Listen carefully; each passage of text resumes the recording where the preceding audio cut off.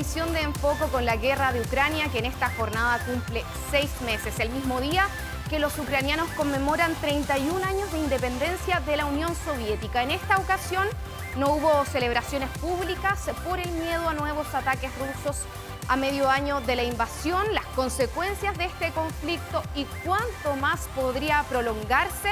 Todo eso se lo vamos a preguntar a Alberto Rojas, director de Asuntos Internacionales de la Universidad Finisterra, que ya nos acompaña. Buenos días.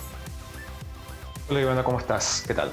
Muy bien, muchas gracias por acompañarnos, Alberto. Medio año ya desde la invasión, pasó muy rápido.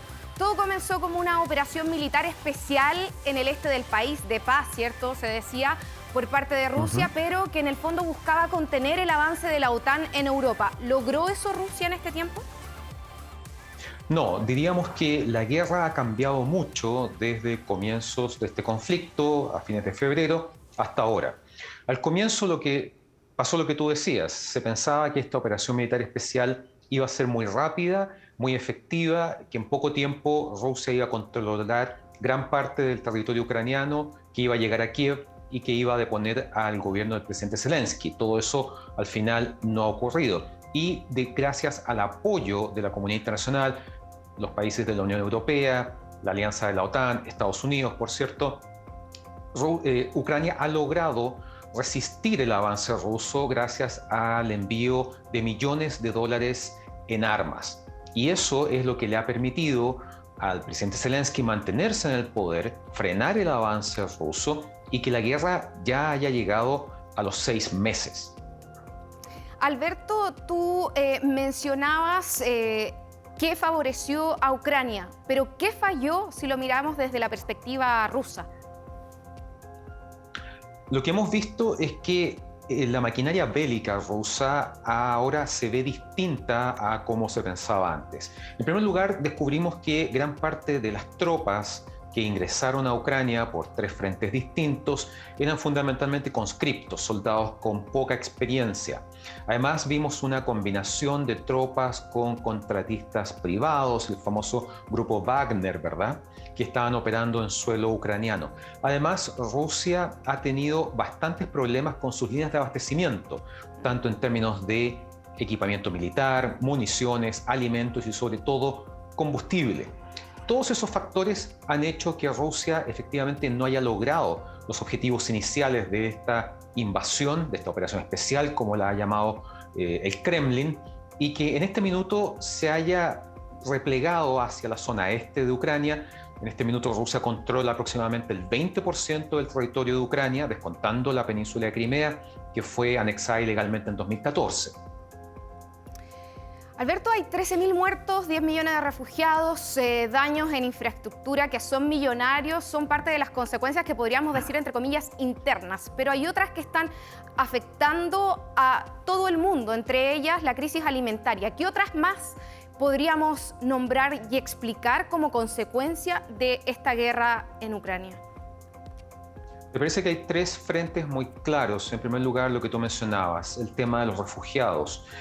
Hacia los países vecinos de Ucrania se han desplazado prácticamente 7 millones de personas en todos estos meses, lo cual no solamente genera una crisis humanitaria de proporciones, sino que somete a los países vecinos de Ucrania a una presión enorme y a los organismos internacionales que ven este tema para poder resolver esta situación, para garantizar alimentación, salud y seguridad a todos estos millones de personas que han escapado de Ucrania. El otro aspecto, también lo mencionabas, es el tema alimenticio. Sabemos que Rusia y Ucrania son importantes productores de grano, fundamentalmente trigo. En ese aspecto, la guerra le ha impedido a Ucrania exportar los niveles que se esperaba. De hecho, su producción ha caído un 46% y recién hace pocas semanas se logró un acuerdo que permitió comenzar a sacar granos, ¿verdad?, toneladas de alimentos. Vimos la mediación de Naciones Unidas y de Turquía. Y por otro lado está el tema de que Rusia enfrenta una situación similar, pero porque en el fondo está bajo las sanciones económicas impuestas por la comunidad internacional después de la invasión. Y el tercer factor sería el ámbito energético. Sabemos que la Unión Europea dependía muchísimo, más del 50% del gas que consumía provenía de Rusia. No se pensaba que una crisis de estas características pudiera poner en entredicho el flujo de este importante elemento energético. Pero, por ejemplo, una de las primeras medidas que vimos fue la que tomó el canciller alemán Olaf Scholz, de clausurar, dejar como letra muerta el proyecto del gasoducto Nord Stream 2, que estaba terminado. El Nord Stream 1 sigue funcionando, pero Rusia ha reducido significativamente el flujo de gas hacia Europa. Y hay todo un movimiento, una decisión de los líderes europeos de reducir lo más posible la dependencia de sus países del gas europeo. El punto es que en este instante, en donde todavía es verano en Europa, esta temporada en general se usaba para acopiar gas pensando en el invierno. Claro. En este contexto, el gas que se ha logrado acopiar es menos del 50% de lo que debería ser. Y si a esto se suma que el precio ha aumentado, y para los europeos buscar nuevos proveedores puede significar un gas que llegue al triple del valor que le pagaba Rusia, ciertamente el escenario para el próximo invierno en el hemisferio norte se ve muy difícil. Y en ese sentido, como consecuencia para Europa, ¿tú ves la posibilidad de que haya movimientos sociales, protestas a raíz de finalmente le tocan el bolsillo por un lado a los europeos probablemente con el precio, pero también va a haber un efecto inmediato con la limitación de las temperaturas? No van a poder usarse los aire acondicionados a más baja temperatura, no sé, que 23 grados creo que era una de las medidas adoptadas. ¿Crees que puede existir esa posibilidad? No es descartable, los europeos están enfrentando un escenario inédito hasta este minuto y están viendo que su vida diaria, su día a día, comienza a afectarse con medidas como las que tú mencionas. Restricciones al uso, a la cantidad, a las horas disponibles, y eso se va a ir agravando. En la medida que los países de la Unión Europea tengan dificultades para acceder a otros proveedores, el gas no solamente se va a volver más caro, se va a volver más escaso. Y no hay que perder de vista que uno de los factores que uno habitualmente ve es el tema del uso domiciliario del gas, para cocinar, para calefaccionar, etc. Pero también el gas que llegaba de Rusia se destinaba al ámbito industrial. Y es ahí en donde puede haber una crisis aún mayor, porque en el fondo eso puede afectar la capacidad de producción de bienes, afectar la economía de muchos de los países de la Unión Europea. Alemania es un ejemplo de eso, y ahí claramente los países podrían enfrentar un escenario aún más adverso del que se ve en este minuto en el mediano plazo. Alberto, hablemos un poco de Crimea, esta península que fue anexionada por Rusia ilegalmente en el año 2014, que hoy día ha sido un foco de ataques, hoy día digo, en las últimas semanas, un foco de ataque importante en una zona que está extremadamente bien resguardada por Rusia. Pareciera que Moscú y Kiev no están dispuestos, ninguno de los dos, a renunciar a esta península. ¿Cuánto tiempo podría extenderse la guerra considerando esta tensión por la península de Crimea? ¿Y qué crees tú que hay detrás de estos ataques que se han dado en el último tiempo? Efectivamente, en las últimas semanas hemos visto diferentes ataques a instalaciones militares rusas en Crimea, la península ucraniana que la arrebató el 2014. Eso demostraría que hay comandos ucranianos, unidades de élite ucranianas que han logrado entrar a Crimea y que han comenzado a realizar estos ataques muy focalizados, acciones de sabotaje, para demostrar que en el fondo ellos son capaces de actuar en un territorio controlado por Rusia, que en el fondo no hay seguridad para los habitantes rusos de esta península, y que también ha tenido un impacto en un ámbito quizá un poco inesperado, que es el ámbito del turismo.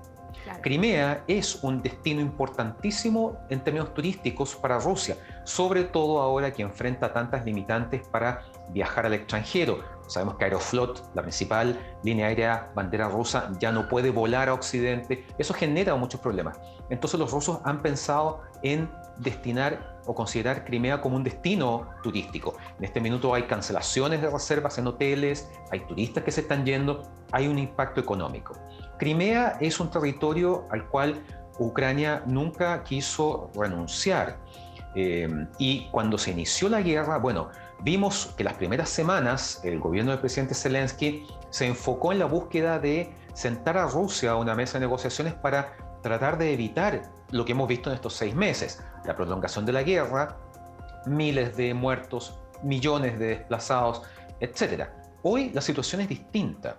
Gracias al respaldo económico y militar que le ha entregado Occidente a Ucrania, Ucrania ha comenzado a tener una posición distinta, ha logrado frenar a los rusos, ha logrado reconquistarse estos territorios. Y en el discurso del presidente Zelensky, lo que vemos es ya no la necesidad o la urgencia de sentarse a una mesa de negociaciones, sino a buscar recomponer la Ucrania del pasado, lograr recuperar territorio, y esa recuperación de territorio no solamente involucra los territorios controlados en el este de Ucrania, también Zelensky ha sido muy claro, ha dicho que ellos desean recuperar Crimea, y eso obviamente lo único que significa es que la guerra se va a prolongar. Es muy posible que la guerra se prolongue hasta el 2023 y que tal vez volvamos a hablar de este tema cuando se cumpla un año, en la medida que ninguno de los dos actores desee sentarse a negociar o vea la necesidad de sentarse a negociar. El detalle quizás está en que si eventualmente la comunidad internacional comienza a reducir el apoyo a Ucrania, Ucrania va a volver a esta nueva situación de debilidad. No la está en este minuto. Sabemos que hay una asimetría militar muy fuerte entre Ucrania y Rusia, pero el apoyo occidental es lo que le ha permitido resistir 6 meses. Claro. Y además, en esta jornada también Estados Unidos está anunciando más ayuda militar para Ucrania. Muchas gracias, Alberto Rojas, por esta entrevista, y probablemente vamos a seguir conversando en las próximas semanas y meses. Perfecto. Muchas gracias a ustedes por la invitación. Chao, chao. Gracias.